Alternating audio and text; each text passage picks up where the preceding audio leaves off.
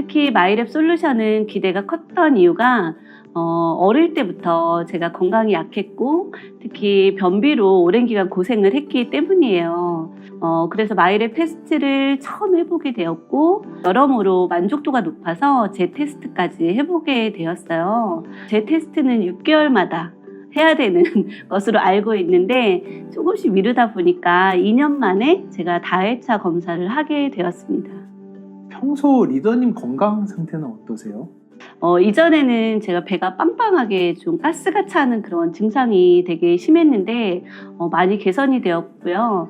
또 배변 습관도 나의 장 상태를 파악하고 또 체계적으로 관리를 하니까 많이 편안해졌어요. 장 건강 외에는 제가 한 2년 전, 최근 2년 정도 갱년기를 겪으면서 그러니까 몸에 좀 이렇게 열감이 느껴지고 좀 몸이 무거운 그런 느낌이 좀 많이 들어요. 평소 식생활은 좀 어떠세요? 사업을 하면서 되게 출장도 잦고 바쁘다 보니까 아침, 저녁에는 가볍게 굿모닝도 할 겸 프로틴 쉐이크를 먹습니다. 점심에만 좀 제대로 식사를 하는 편인데요. 2주에 한 번 정도는 인스턴트, 햄버거, 피자 제가 좋아하거든요. 밀가루 음식을 좋아해서 좀 먹고 있습니다. 그러면 먼저 허은숙 리더님 마이크로바이옴 다양성 포스트바이오틱스 균형, 저희가 가장 중요시하는 4대 지표죠. 이 내용부터 먼저 보겠습니다. 일단 좀 안타까운 거는 이 포스트바이오틱스 균형이 좀 많이 떨어지셨어요. 근데 그에 비해서 마이크로바이옴의 다양성은 증가를 하셨거든요. 그래서 어떻게 보면은 장내 미생물의 다양성은 상당히 좋은 상태로 잘 유지를 하고 계신데 장 안에 있는 미생물들이 활성도가 떨어져서 이 미생물들이 리더님을 위해서 만들어내야 되는 유익 대사체의 양이 좀 줄어드는 것 같다. 그렇게 해석을 해야 될 것 같습니다. 아주 깊이 들어가기 전에 간단하게 왜 이런가를 보면은 포스트바이오틱스 균형이 높아지기 위해서는 이 마이크로바이옴이 만들어내는 대사체의 전구체가 되는 식이섬유 섭취라든지 이런 것들을 좀 꾸준하게 해주셔야 되는데 아무래도 아까 말씀하신 대로 그 밀가루를 좋아하시고 인스턴트 식품 많이 드시고 그런 것들이 포스트바이오틱스 균형에 좀 영향을 미치지 않았을까? 하나 생각을 해볼 수 있고요. 또 하나는 이 재테스트를 2년 만에 하셨잖아요. 근데 저희의 마이크로바이옴은 6개월에 한 번 주기로 거의 변한다고 알려져 있거든요. 그러다 보니까 처음에는 되게 좋은 마이크로바이옴 맞춤형 제품을 섭취를 하셨고 아마 6개월 만에 하셨다면 다 좋아졌을 수도 있을 것 같아요. 근데 그 이후로 나에게 맞춤형의 그 피팅이라고 하죠. 그게 조금씩 떨어지면서 아무래도 효과가 좀 감소하지 않았을까. 저는 이렇게 생각을 할 수 있을 것 같습니다. 그렇군요. 그 1차 분석 이후에 말씀하신 대로 제가 이제 2년 후에 제 테스트를 했습니다. 그동안 맞춤형 유산균을 정말 꾸준히 섭취해서 리포트 결과가 모두 좋아질 것으로 제가 예상을 했었거든요. 그런데 마이크로바이옴 다양성은 정말 소폭 증가했는데 유독 포스트바이오틱스 수치가 낮아진 그 이유가 있을까요? 포스트바이오틱스 지수 낮아지는 거는 아까 말씀드린 대로 이 장내 미생물의 활성이 떨어지는 거예요. 대표적으로 정제 탄수화물 섭취라든지 정제당 섭취라든지 이런 것들이 많아지게 되면은 미생물이 먹을 음식은 점점 없어지고 제가 흡수하는 음식의 영양분의 양은 늘어나다 보니까 그런 것들이 장내 미생물이 좋음에도 불구하고 이 아이들이 좋은 포스트바이오틱스를 만들어내지 못하는 결과로 이어지지 않았을까? 조금은 그렇게 생각이 듭니다.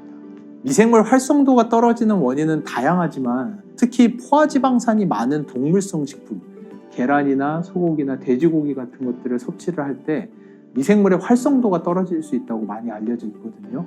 일단 지금 굿모닝 하신다고 했으니까 굿모닝 자체가 장내 미생물에게 줄 수 있는 무척 좋은 영양소입니다. 그래서 굿모닝 꾸준하게 하시고 그리고 동물성 식품 섭취를 좀 줄이시고 그 대신에 오메가3가 풍부한 생선이나 식이섬유 포함된 잡곡밥 이런 식으로 저항성 전분이라고 하죠. 이런 것들의 섭취를 좀 늘리시는 것이 좋을 것 같고요. 그거에다 더해서 꾸준하게 운동까지 하시면 정말 좋을 것 같습니다.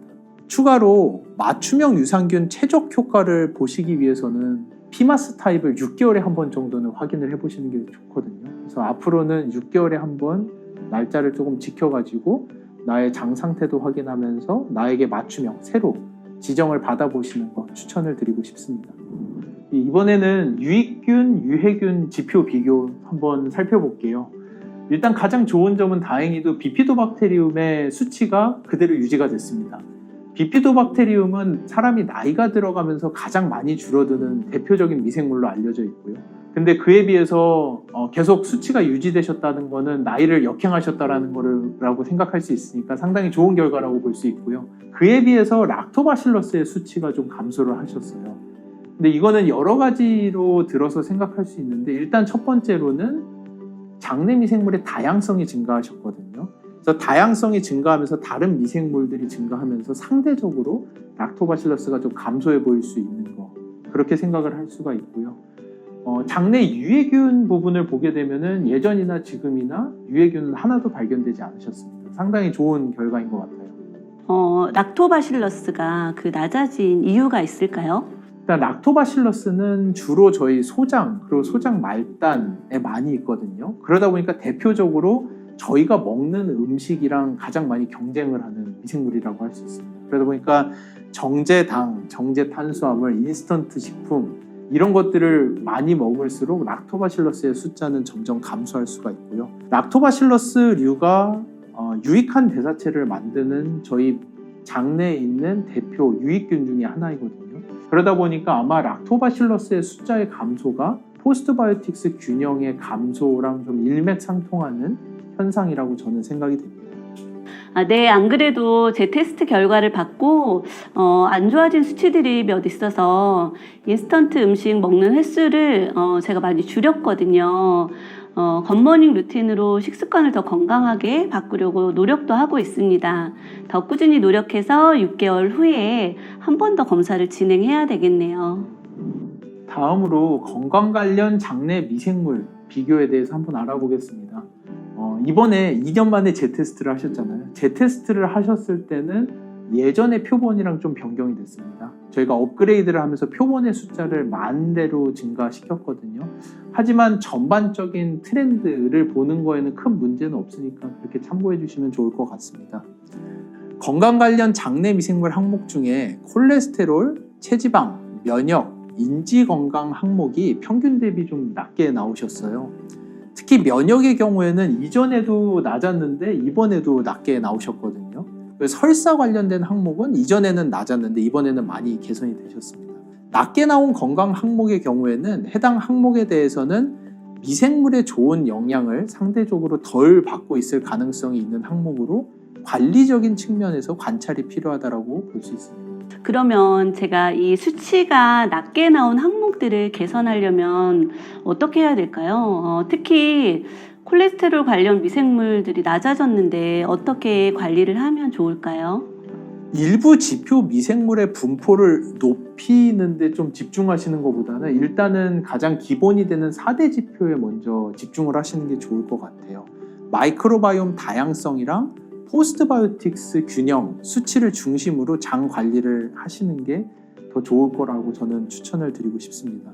그래서 지금과 같이 지속적인 마이크로바이옴 다양성과 포스트바이오틱스 수치를 관리해 주시면 낮게 나왔던 건강 관련 장내 미생물의 분포도가 궁극적으로는 높아질 수 있을 거라고 저는 생각을 합니다. 콜레스테롤 건강 관련 장내 미생물 항목은 고콜레스테롤 그룹에서 비중이 높은 지표 미생물의 분포인데요. 생애 주기에 따라 달라질 수 있습니다. 콜레스테롤 건강에 안 좋다는 의미가 아니라 콜레스테롤 건강에 도움을 주는 미생물의 분포도가 다소 낮다는 점을 참고해 주시면 좋을 것 같고요. 나쁜 콜레스테롤이라고 보통 말하는 LDL, 중성지방을 낮춰주기 위해서 포화지방산 섭취를 줄이시고 식이섬유 섭취를 늘리고 오메가3 지방산과 같은 건강기능성 식품을 함께 섭취하시면 효과적으로 콜레스테롤 건강을 관리하실 수 있습니다.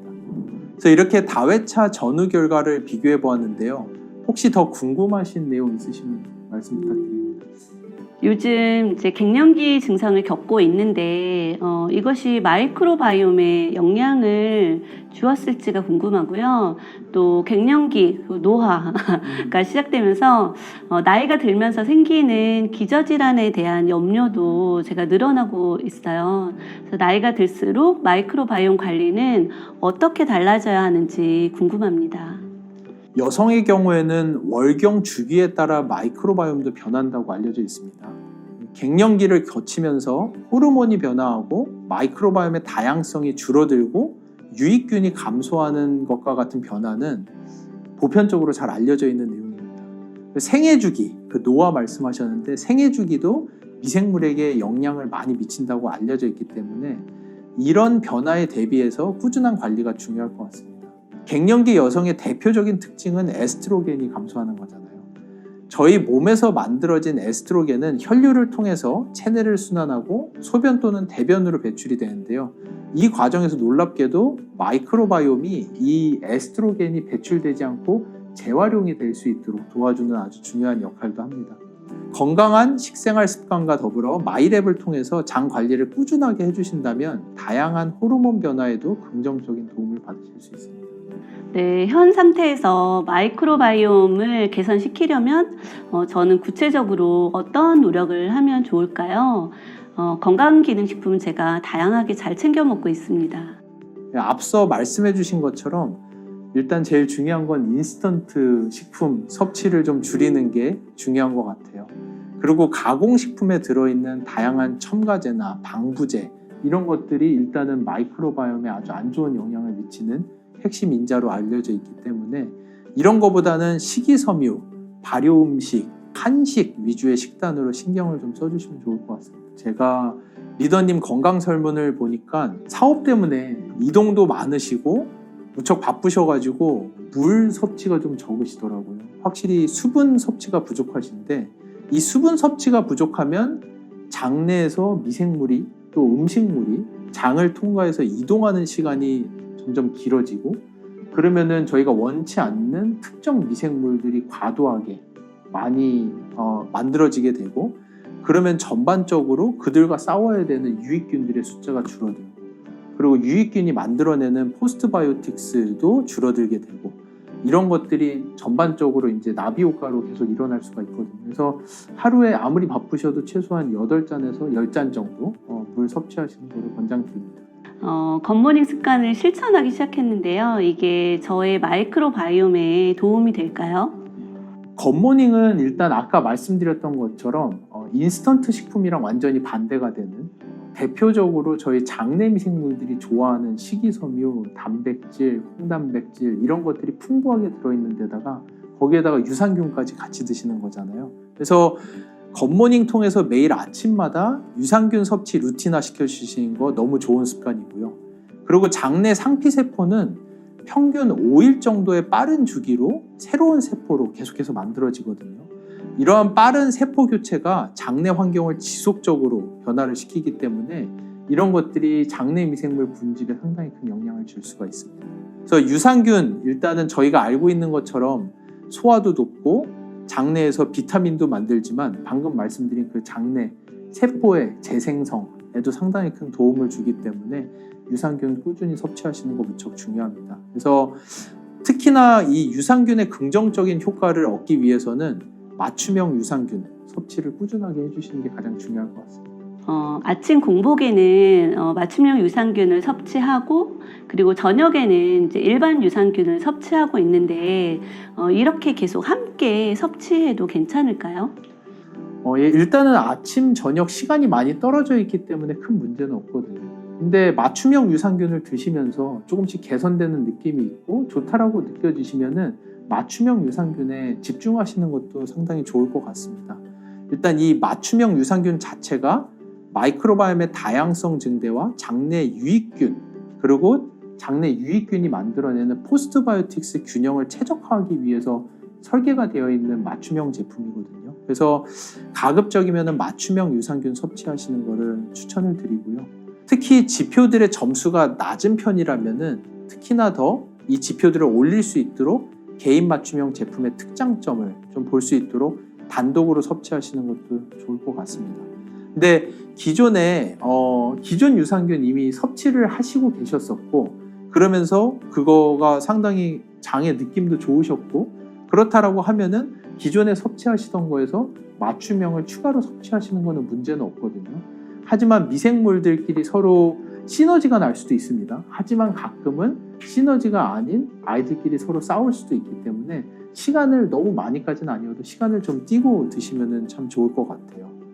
근데 일단 중요한 거는 식품의약품안전처 기준에 따르면은 일일 섭취량은 1억에서 100억 마리 정도이거든요. 그래서 유산균 섭취량이 이 권장량을 초과하는 경우에도 보통은 큰 문제가 되지는 않아요. 근데 일부 사람에게는 소화불량이나 가스 생성, 불편함, 장 불편함 이런 부작용이 좀 생길 수 있거든요. 그래서 점진적으로 섭취하시면서 스스로 몸 상태를 체크하시면서 보시면 좋을 것 같습니다.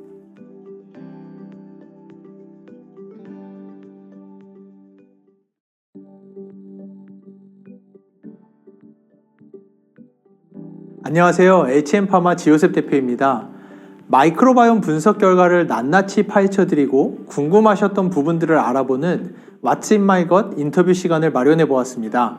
이번 What's in my gut 인터뷰에서는 두 쌍둥이 형제를 키우고 계신 이정은 리더님을 모셔보았습니다. 안녕하세요. 본인 소개 부탁드립니다. 안녕하세요. 저는 12살 일란성 쌍둥이 형제 최원규, 최문규의 엄마 이정은입니다. 마이크로바이옴 솔루션과 그로잉랩을 통해 아이들의 건강관리와 성장관리에 집중을 하고 있습니다.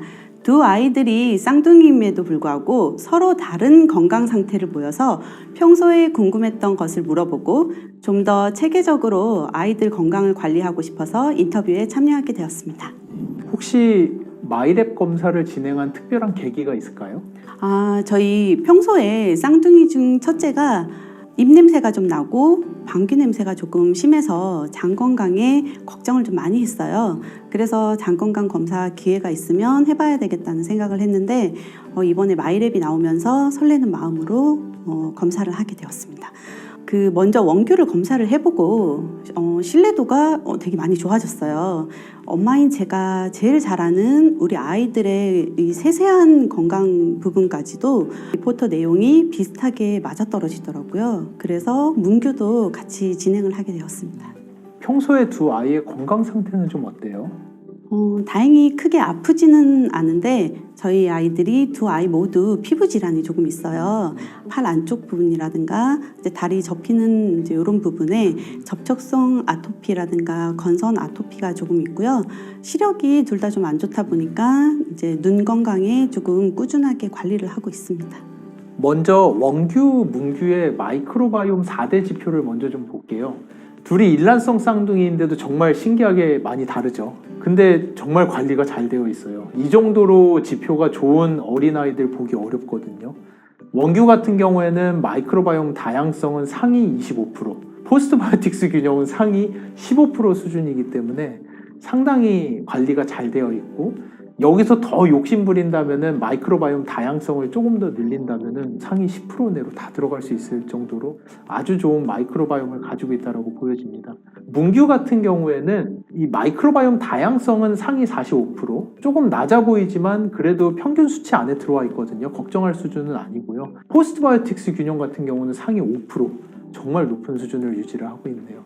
마이크로바이옴 다양성이 낮다라는 거는 주변 환경에서 매일같이 조우하는 여러 인자들에 저항할 수 있는 능력이 조금 낮을 수 있다라고는 해석은 되지만 이 정도면은 충분히 좋은 수치라고 할 수 있습니다. 거기다 이렇게까지 좋은 포스트바이오틱스 균형이라고 한다면은 마이크로바이옴이 만들어내는 유익 대사체가 아주 풍부하다라는 거, 아마 어머니가 아이들에게 상당히 좋은 식단을 제공을 하고 있는 것 같아요. 마이크로바이옴이 활성이 아주 좋다, 이렇게 해석할 수 있을 것 같습니다. 원규와 문규가 마이크로바이옴의 다양성과 포스트바이오틱스의 수치가 다른 이유가 특별히 있을까요? 어떻게 원규와 문규가 이렇게 마이크로바이옴 결과가 다를 수 있냐고 물어보셨잖아요. 조금 더 면밀하게 마이크로바이옴 다양성, 포스트바이오틱스들을 보기 위해서는 아이들의 식생활 습관도 같이 보는 게 중요하거든요. 그래서 저희가 리더님에게 먼저 아이들의 원규와 문규의 식습관, 생활 습관 등을 먼저 확인을 해보았습니다. 저희가 확인을 해보니까 정말로 아이들이 잘 먹어요. 식습관도 무척 좋고 건강기능식품도 잘 챙겨주시고, 그러다 보니까 아이들의 마이크로바이옴 결과가 이렇게 좋은 거 아닌가? 저는 그렇게 생각이 됩니다. 몇 가지 조금 안타까운 부분이 있다면, 제가 본 바로는 문규가 이런 어패류를 좀 안 좋아한다라고 하더라고요. 그런 것이 아무래도 마이크로바이옴 다양성에 좀 영향을 미치지 않았을까? 다양한 연구에서 어패류, 특히 고등어나 이런 기름진 생선 안에 들어있는 오메가3가 마이크로바이옴의 다양성을 높이는 데 아주 중요한 지표라고 알려져 있거든요. 이런 부분이 조금 영향을 미치지 않았을까? 안타까운 부분이라고 굳이 찝는다면 그런 부분이 있고요. 또 다른 부분은 문규가 또 활동량이 많고 운동을 많이 한다고 하더라고요. 특히 운동을 많이 하는 사람의 경우에는 장의 활동이 촉진이 되고 그 안에 있는 미생물들도 촉진이 되면서 마이크로바이옴이 만들어내는 유익 대사체의 양이 증가한다라는 연구들도 있거든요. 그런 부분이 있기 때문에 아마 문규가 마이크로바이옴 다양성에 비해서 포스트바이오틱스 균형이 무척 높게 나오지 않았나 그렇게 저는 예상이 됩니다. 다음으로 두 아이의 장내 유익균 수치를 한번 보겠습니다. 두 아이 다 정말 좋아요. 원규도 락토바실러스 상위 30%, 비피도박테리움은 상위 50% 조금 낮은 듯하지만 평균 수치 안에 있거든요. 크게 걱정할 부분 아닙니다. 문규 같은 경우도 락토바실러스 상위 50%, 비피도박테리움은 상위 10%, 정말 좋은 수치를 가지고 있거든요. 그래서 두 아이 모두 장내 유익균 수치도 상당히 좋다라고 저는 생각이 됩니다. 다음으로 장내 유해균을 비교해 볼게요. 유해균 분석 결과를 보면은 원규, 문규 둘 다 박테로이데스 후라길리스가 검출이 되었거든요. 박테로이데스 후라길리스는 10명 중 4명의 사람에게서 발견되는 상재균 중에 하나이거든요. 그러다 보니까 너무 없애려고 노력하실 필요는 없고요. 크게 염려하지 않으셔도 될 것 같습니다. 검사 결과 이 박테로이데스 유해균이 저희 가족 모두에게 나왔는데요. 이게 혹시 유전적으로 인해서 나오는 게 아닌가 걱정이 좀 되고 있습니다. 재밌는 결과이긴 한데요. 되게 좋은 연구 주제가 될 것 같기는 해요. 근데 아직까지 문헌에서 박테로이데스 후라길리스가 유전에 의한 것이다 라는 내용은 없고요. 그것보다는 뭐 대표적으로 헬리코박터 같은 미생물들은 같이 국을 떠먹거나 같이 음식을 나누는 것만으로도 온 가족이 전염이 될 수 있다고 알려져 있고, 박테로이데스 후라길리스도 아마 식생활을 같이 하는 가족이기 때문에 다 같이 발견됐을 가능성이 있다라고 말씀은 드릴 수 있을 것 같습니다. 근데 가족 모두에게서 박테로이데스 후라길리스가 발견됐다고 해서 걱정하실 필요는 없고요.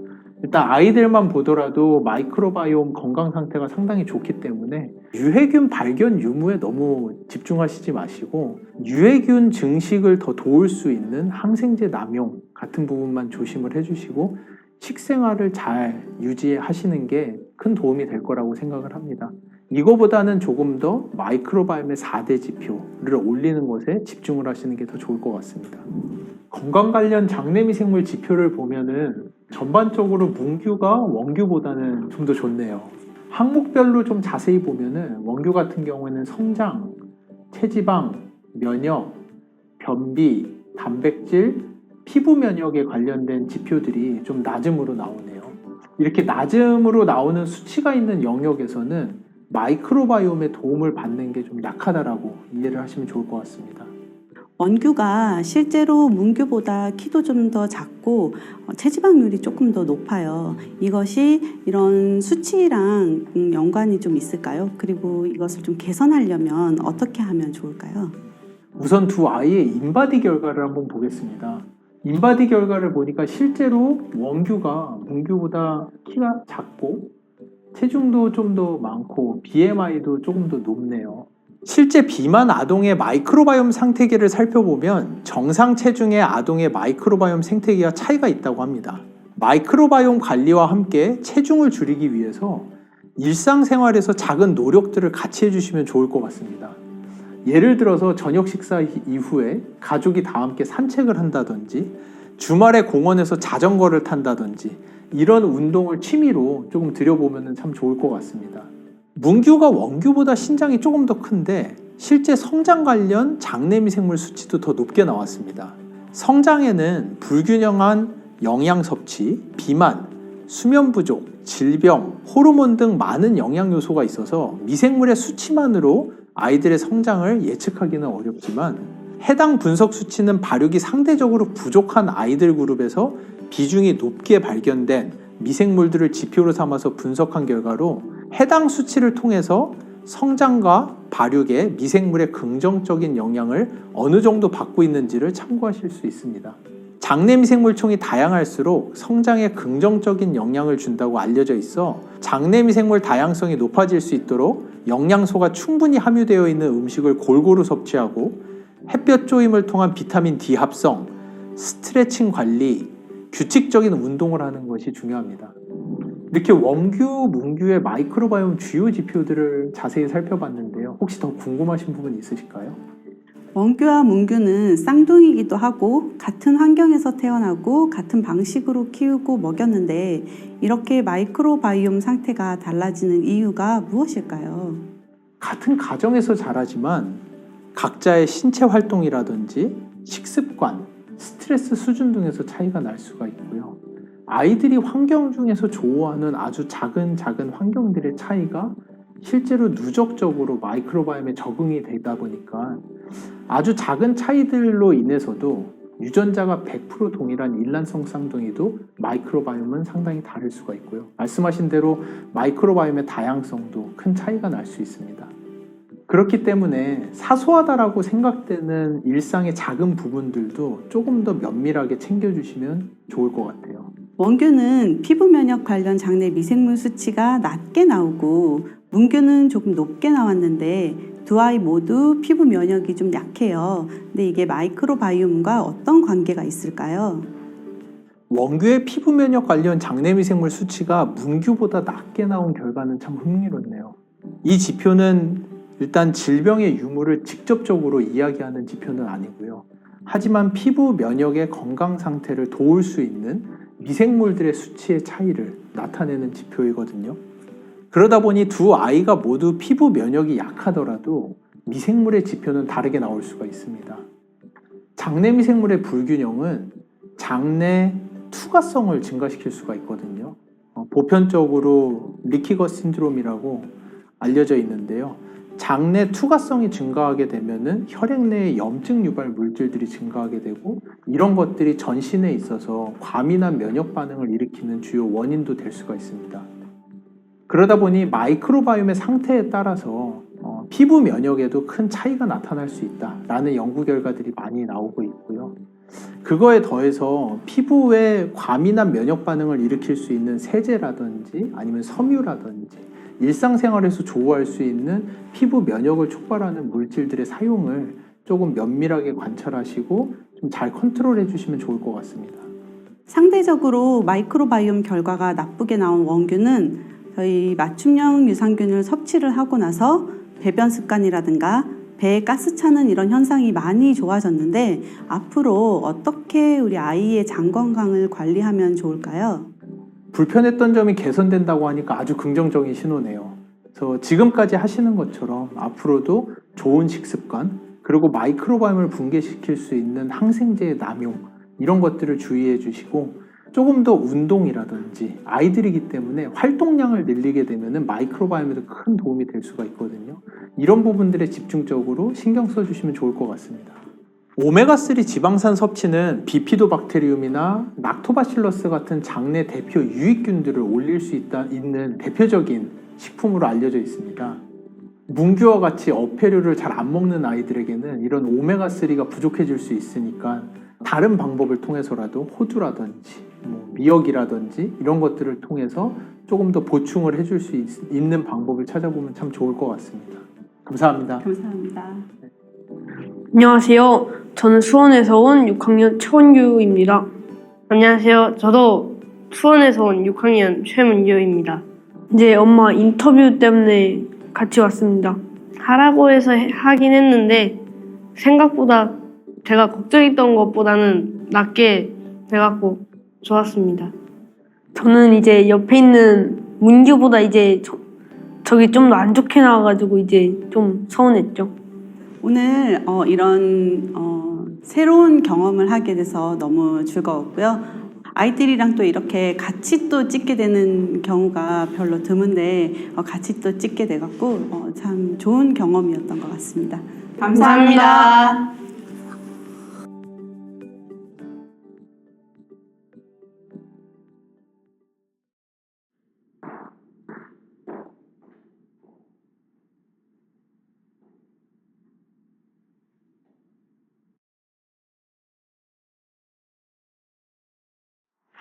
안녕하십니까. HM파마 대표이사 지호세입니다.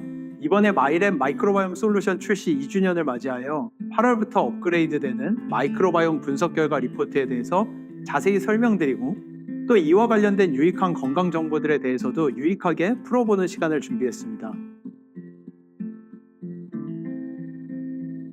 한국아메이와 HM파마는 약 5만 건 이상의 데이터베이스가 있습니다.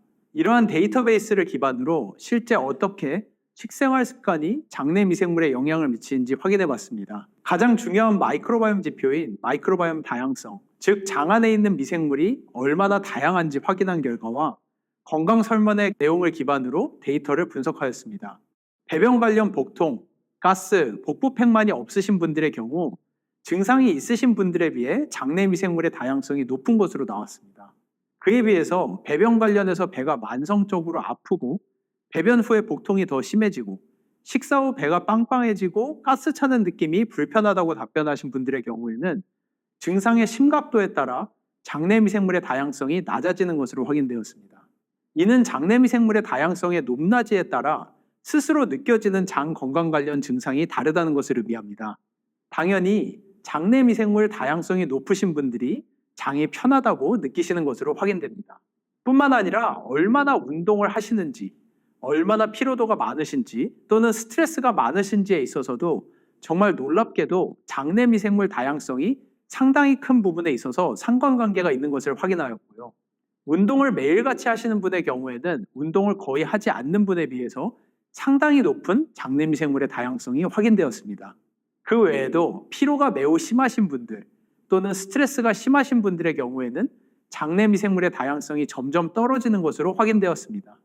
결과적으로 운동을 많이 할수록 장내 미생물에 긍정적 영향을 줄 수 있다는 것, 그리고 피로도나 스트레스의 강도에 따라 마이크로바이옴에 부정적 영향을 주는 것으로 확인되었습니다. 이는 반대로 장내 미생물 다양성이 낮은 분들이 피로도나 스트레스에 취약할 수 있다는 결과로도 해석될 수 있습니다. 그 외에도 식습관이 마이크로바이옴의 다양성에 영향을 주는 내용들을 확인했는데요. 채소의 섭취, 과일의 섭취, 그리고 김치와 같은 발효식품의 섭취는 많으면 많을수록 장내 미생물의 다양성이 높아지는 것을 확인하였고요. 식사도 규칙적으로 식사하시는 분들이 장내 미생물의 다양성이 가장 높았습니다. 하지만 패스트푸드를 섭취하신다든지 짜게 드시는 분들의 경우에는 섭취 정도에 따라 장내 미생물 다양성이 상당히 많이 떨어지는 것을 확인함으로써 우리의 장내 미생물은 우리의 일상을 알고 있다. 그래서 우리의 식습관에 따라서 장내 미생물이 달라질 수 있다는 점을 다시 한번 강조하고 싶습니다. 그래서 이번에 2주년을 맞아 결과 리포트의 식단 가이드가 더 정교하고 다양해졌습니다. 기존에는 건강 설문 응답만을 토대로 지중해식, 저포드맵 식단 2가지 중 1가지를 추천해 드렸다면 8월부터 업그레이드되는 리포트에서는 고객분들의 건강 관련된 장내 미생물의 분석 결과와 식생활 습관 설문조사를 통해 5가지의 식단을 정교하게 추천할 수 있도록 알고리즘을 개발하였습니다. 첫 번째는 마인드 식단이고 이는 인지 건강에 도움이 되는 식단입니다. 대시 식단은 Diet Approach to Stop Hypertension의 줄임말로서 혈압 관리에 도움이 되는 식단입니다. 그 외에도 다양한 채소, 과일, 견과류, 곡물, 그리고 일부 우유나 계란과 같은 동물성 단백질을 섭취하는 플렉시테리언 식단, 그리고 예전에 있었던 저포드맵과 지중해식 식단 총 5가지의 식단으로 저희가 리뉴얼을 하였습니다. 각각 식단이 우리의 마이크로바이옴 건강을 어떻게 높일 수 있는지 잠시 설명드리도록 하겠습니다. 마인드 식단은 지중해식과 대시 식단을 포함하는 것으로 마이크로바이옴이 만들어내는 유익한 대사 물질 중에서도 신경 전달 물질, 즉 가바나 세로토닌과 같은 물질을 활발하게 일으키는 식단으로 알려져 있습니다. 대표적으로 정신건강에 도움이 되는 물질은 감마 아미노뷰티릭 애시드라고 하는 가바로서 이는 신경에 안정감을 주고 스트레스 억제에 효과가 있다고 알려져 있습니다. 또한 행복 호르몬이라고 알려진 세로토닌도 장에서 많이 만들어지기 때문에 마인드 식단은 이러한 신경 전달 물질 생성을 좋게 해줄 수 있는 식단이라고 말할 수 있습니다. 해당 논문은 2024년 뉴트리언츠에 발표된 논문이고요. 다양한 식이섬유와 건강한 지방, 항산화 물질이 풍부한 과일을 섭취하는 마인드 식단은 장내 단세지방산을 생성하는 미생물 증가를 통해 장, 뇌, 축이라고 하는 겉브레인 액시스에 도움을 줄 것으로 기대할 수 있습니다. 또한 통곡물이나 어류, 다양한 채소 등으로 구성된 식단은 뇌 건강에 이로운 가바나 세로토닌과 같은 신경전달 물질의 생성을 증가시킬 수 있어 뇌 기능 향상을 기대해 볼 수 있습니다. 다음으로 대시 식단입니다. 고염분 식품의 섭취로 인한 부정적인 영향을 제한해서 장내 미생물의 다양성을 증가시키고 유익한 대사물질의 양을 증가시킬 수 있는 장내 환경을 조성하는 데 도움을 주는 식단으로 구성되어 있습니다. 이 논문은 고혈압과 마이크로바이옴의 상관관계를 연구한 논문인데요. 지금까지는 장내에 있는 미생물과 혈관 수축성 고혈압은 관계가 없을 거라고 과학자들이 예상을 했는데 그러한 인식을 뒤집는 중요한 논문입니다. 혈압을 연구할 때 가장 많이 사용되는 엔지오텐신-2라는 물질을 강제로 혈압을 증가시킬 수 있는 물질로 알려져 있습니다. 일반적으로 실험쥐에게 이 엔지오텐신-2라는 물질을 주면 혈압이 증가를 하는데요. 과학자들이 장에 미생물이 없는 쥐에 엔지오텐신-2를 줬을 때 혈압이 올라가지 않는다는 결과를 확인한 바가 있습니다. 이전에는 엔지오텐신-2가 혈관을 수축시켜 혈압이 올라간다고만 생각했지만 그 외에도 실제 장내 미생물이 혈압을 올리는데 크게 관여한다는 것이 이 논문을 통해서 밝혀진 내용입니다.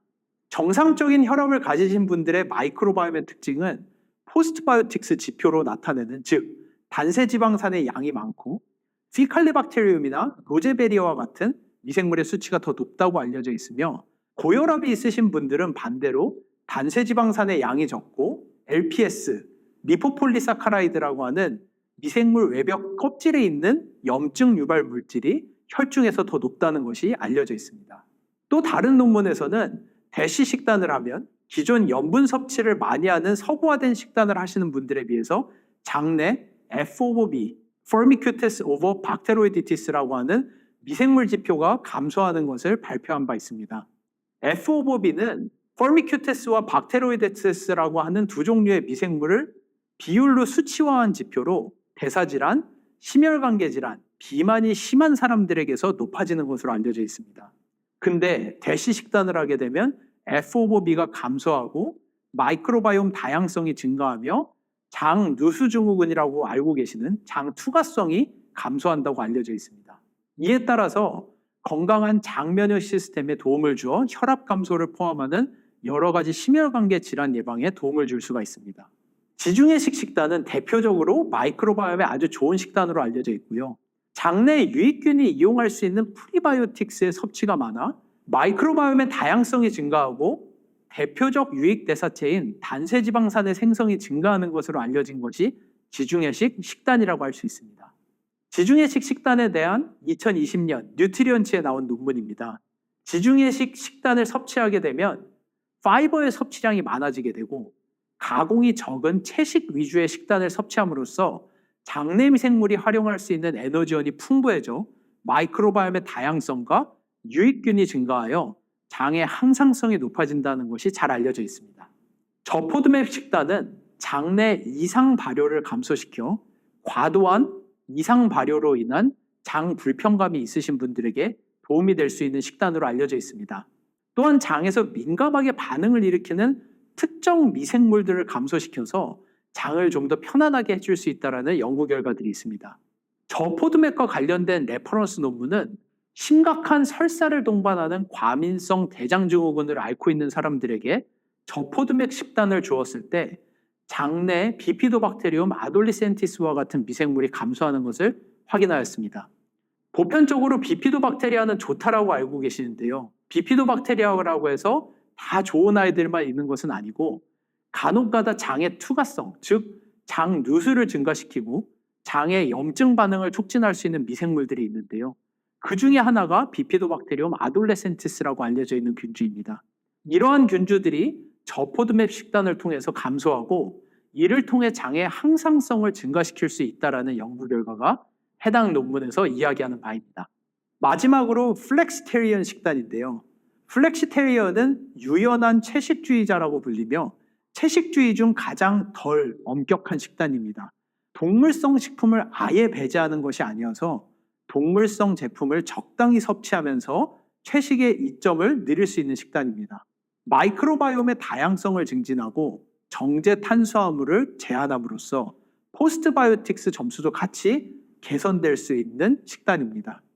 이 논문에서는 식습관에 따라서 사람들을 5그룹으로 나누어 연구를 진행하였을 때 313명에 달하는 플렉시테리언들의 경우에는 일반적인 식사를 하는 사람들에 비해서 장내 미생물의 다양성이 증가하고 라크노박테리움이라든지 클로스트리디아스가 증가함으로써 유익한 포스트바이오틱스의 수치가 증가할 수 있는 식단 중 하나라고 할 수 있습니다. 그래서 이러한 식이섬유가 풍부한 채소 위주로 구성된 플렉시테리언 식단을 통해 마이크로바이옴의 먹이를 증가시키고 다양한 파이로케미컬들이 분해되면서 단세지방산과 같은 유익한 포스트바이오틱스 생성이 증가할 수 있습니다. 지금까지 식생활과 마이크로바이옴 사이에 어떤 상관관계가 있고 새로 개편되는 결과지에서 나오는 강력하고 정교해진 5가지의 식단 가이드를 설명드렸습니다. 이번 8월부터 업그레이드되는 마이크로바이옴 리포트를 체험해 보시고 나의 마이크로바이옴 상태도 확인하고 나에게 가장 도움이 되는 식단도 추천받아 마이크로바이옴과 식습관을 체계적으로 개선해 보시면 좋을 것 같습니다.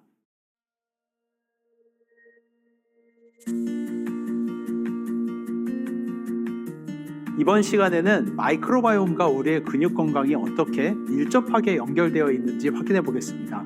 마이크로바이옴은 헬스케어계의 가장 큰 게임 체인저라고 알려져 있습니다. 제가 지금까지 여러 차례의 강의를 통해서 어떻게 저희가 먹고 사는 것이 장내 미생물에 의해서 약과 같은 물질인 대사체로 바뀌어서 저희의 혈액까지 들어오는지 설명하였고, 이런 과정을 두고 과학자들은 마이크로바이옴이 우리 몸 안에 제약회사라고 하는지 설명드린 바 있습니다. 그러다 보니 한 사람이 얼마나 건강한지에 대한 차이점이 자신의 유전자뿐만 아니라 마이크로바이옴에 의해서 좌지우지 될 수 있다는 것은 과학계가 이미 인정하는 내용입니다.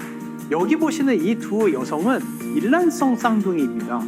그럼에도 불구하고 한 명은 고도 비만이 되었고 한 명은 마른 상태로 있을 수 있는데요. 이 둘이 100% 동일한 유전자를 가진 일란성 쌍둥이임을 고려할 때 비만이 유전자로부터 시작된 게 아님을 알 수 있습니다.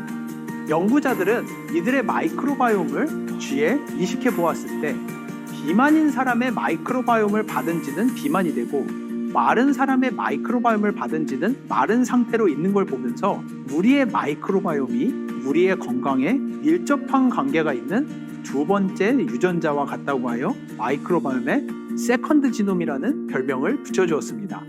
마이크로바이옴의 대가인 이스라엘의 엘리나브 그룹에서도 각 사람이 가진 마이크로바이옴의 차이에 따라 똑같은 사과 하나를 먹었음에도 불구하고 각각 이 사과에 대해서 반응하는 혈당이라든지 인슐린의 레벨에 큰 차이가 있음을 발표하였습니다. 뿐만 아니라 이러한 한 사람이 먹는 음식이 그 장내 미생물에 의해서 염증 유발 물질이나 심혈관계 질환의 위험을 촉발하는 트리메틸 아민 옥사이드와 같은 물질로 바뀔 수 있기 때문에 어떠한 장내 미생물을 가지고 있느냐에 따라서 똑같은 걸 먹어도 누구는 건강하고 누구는 건강하지 않을 수 있습니다. 최근 알려진 바에 따르면 마이크로바이옴의 차이에 따라 근육 건강도 많이 다를 수 있다는 논문들이 다수 발표된 바 있는데요. 이 논문은 보스턴 마라톤을 뛰는 마라토너들의 장내 미생물을 비교한 결과 실제로 마라톤을 잘 뛰는 사람들의 장에서 베일로넬라라는 미생물이 많이 증가하고 이 베일로넬라라는 미생물이 핵심 포스트바이오틱스 지표 중 하나인 프로피온산을 생성하는 균주로 확인되었습니다. 그래서 연구자들이 이 베일로넬라라는 미생물을 빼서 쥐에게 넣어보고 또는 이 미생물이 만들어내는 프로피온산을 쥐에게 넣어줬을 때 쥐가 트레드밀을 월등히 잘 뛰는 것을 발견함으로써 우리 몸 안에 있는 베일로넬라라는 미생물의 유무에 따라서 근육 건강이 얼마나 달라질 수 있는지에 대해서 시사한 내용입니다. 뿐만 아니라 지금까지 저희가 많이 소통해왔던 단쇄지방산이라는 물질은 장내 미생물에 의해서만 만들어지는 물질인데 단쇄지방산의 양이 많은 사람은 G 프로틴 커플드 리셉터라고 하는 GPR43의 수용체가 자극을 받아서 혈액 내에 있는 에너지가 근육과 간으로 더 잘 갈 수 있는 반면에 단쇄지방산이 적은 사람은 이러한 에너지가 지방으로 더 잘 축적이 된다라는 연구 결과도 있습니다. 이렇듯 마이크로바이옴과 근육은 양방향 소통을 하는 장기들로 마이크로바이옴 근육 하이웨이라고도 불리며 저희 마이크로바이옴 솔루션에서 목표하는 마이크로바이옴 다양성과 포스트바이오틱스가 개선될 때 근육의 건강과 기능 조절에 영향을 미칠 수 있다고 다수 논문에서 이야기하고 있습니다. 그래서 일각에서는 운동선수를 위한 장내 미생물 프로파일을 디자인할 수 있다는 논문들도 나와 있고요. 똑같은 양의 운동을 함에도 불구하고 마이크로바이옴 친화적 식단 또는 비친화적 식단을 섭취했을 때 근육 기능이 차이가 생길 수 있다고 합니다.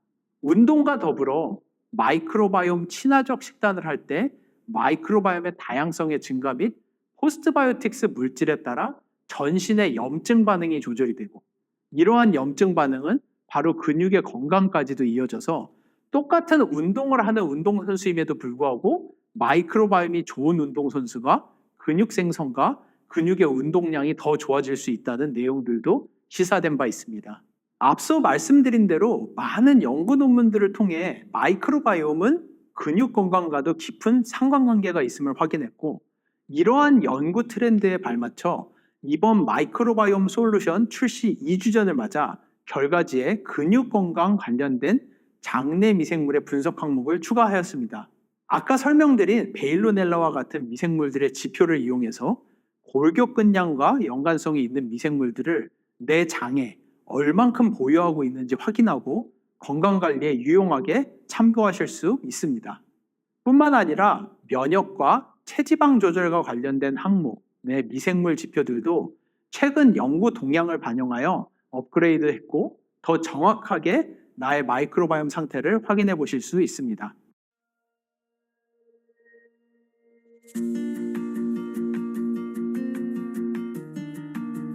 마지막으로 요즘 아메이에서 가장 핫한 굿모닝 루틴이 우리의 마이크로바이옴에 어떤 영향을 미치는지 알아보겠습니다. 아침에 충분한 수분 섭취, 마이크로바이옴의 먹이가 되는 단백질의 섭취와 개인에게 맞춰져 있는 맞춤형 프로바이오틱스를 같이 섭취할 때 우리의 마이크로바이옴은 하루 종일 우리를 위해서 열심히 일을 할 수 있습니다. 첫 번째로 중요한 것이 수분 섭취인데요. 미생물들은 물을 좋아합니다. 그리고 미생물이 포스트바이오틱스를 만들기 위해서는 충분한 양의 수분이 필요합니다. 뿐만 아니라 우리의 장 건강에 있어서도 수분은 매우 중요한 역할을 하는데요. 수분 섭취가 부족할 경우 대표적으로 변비가 발생하거나 유해균을 제거하는 능력이 떨어지게 되고요. 그 외에도 장 점막이 약해져서 병원체의 침투가 증가하고 장 면역 유지가 어려워진다는 것이 논문을 통해서 알려진 바 있습니다. 그렇기 때문에 아침에 충분한 양의 수분을 섭취하게 되면 배변의 통과 시간도 단축되고 미생물들이 만들어내는 포스트바이오틱스 생성량이 증가하는 등 장내 미생물의 균형뿐만 아니라 장 항상성 및 장 면역을 유지하는 데 아주 큰 도움이 될 수 있습니다. 두 번째로 단백질 섭취입니다. 단백질은 단순히 우리 몸의 근육을 생성을 돕는 것뿐만 아니라 실제로 우리 몸의 마이크로바이옴에도 큰 도움을 주는 것으로 알려져 있습니다. 이 논문을 보게 되면 단백질 섭취는 장내 미생물 군집에 아주 중요한 영향을 하고 마이크로바이옴에 의해서 단백질이 분해되며 단쇄지방산 또는 브랜치드 체인 패티 애시드라고 하는 분지세 지방산 등의 양이 많아짐으로써 우리 몸의 전반적인 면역계 활성 및 장 면역 증가에 큰 도움을 주는 것으로 알려져 있습니다. 특히 식물성 단백질 섭취는 단쇄지방산의 생산을 증가시키고 유해균의 성장은 억제한다는 효과가 있다고 알려져 있습니다. 마지막으로 무엇보다 굿모닝에서 중요한 것은 유산균의 섭취라고 할 수 있습니다.